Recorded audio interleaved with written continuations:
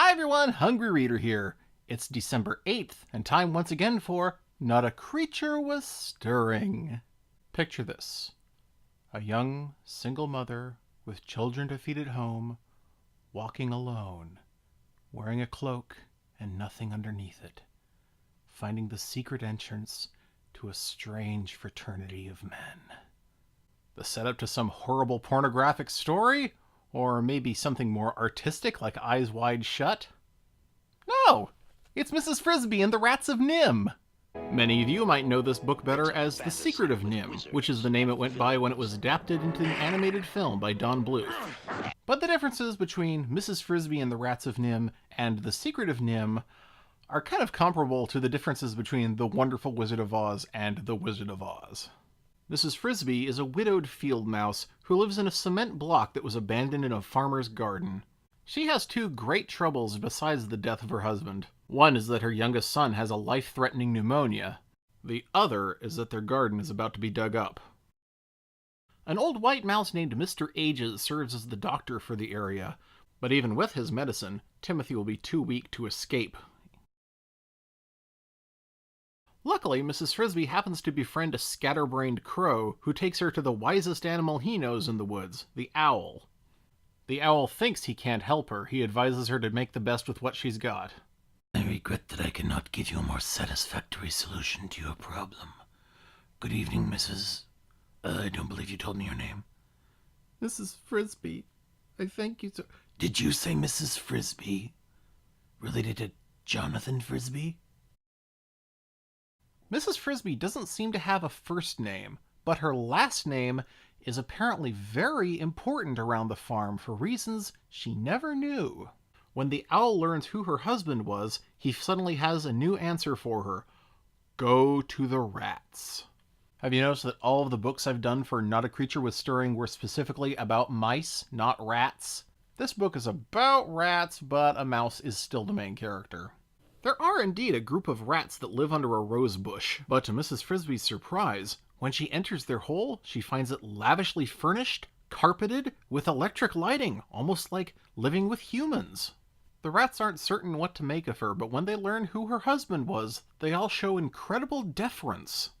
One friendly rat named Justin clears a path for her to meet with their leader, Nicodemus.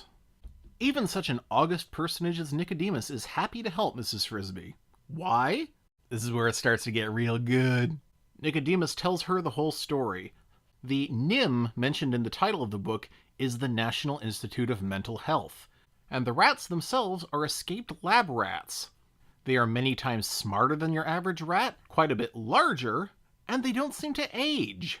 So if you're thinking of Nicodemus the old man from the cartoon, put that out of your head.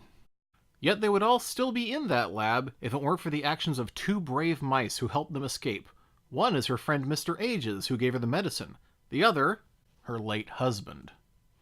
The backstory concerning the origin of the Rats of Nym takes up more than a third of the book, but all through it there's whisperings of something called the Plan. This all ties in with another rat who was not present. His name was Jenner.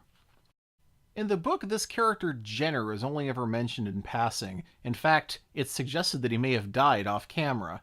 Now, of course, in the animated movie, Jenner was the main character and kind of a villain. But in this book, the villain is Nym. It's important to note a major difference between the book and the movie. The Secret of Nym is a fantasy. It's a fantasy with wizards and villains. Mrs. Frisby and the Rats of Nym is science fiction.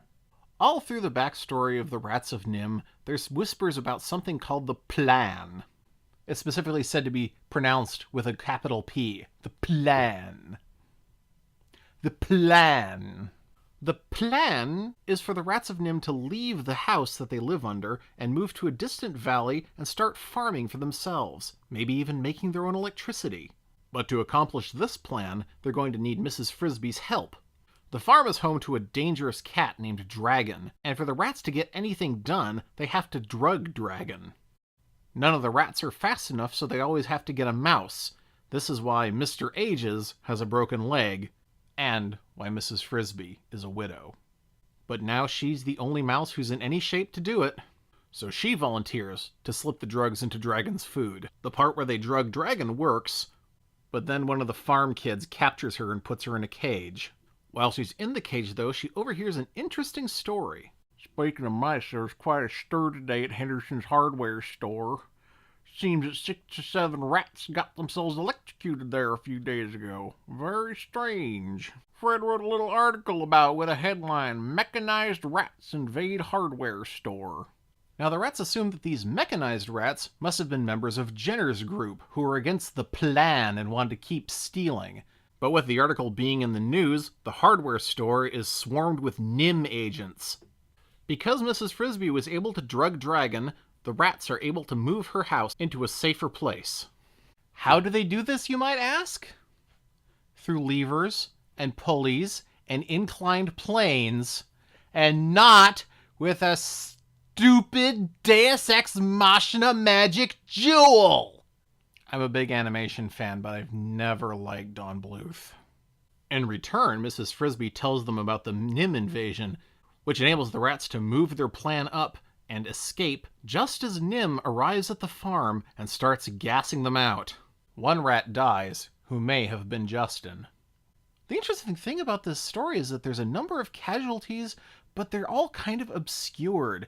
Jenner may have been electrocuted, we don't know. One of the rats who was gassed might have been Justin, we don't know. Author Robert C. O'Brien sadly died fairly shortly after this book was written. He never got to write a sequel. There are, however, 2 sequels written by other people. There's Raxo and the Rats of NIMH and R.T. Margaret and the Rats of NIMH. I haven't read R.T. and Margaret, but I read Raxo. Stay away. Oh.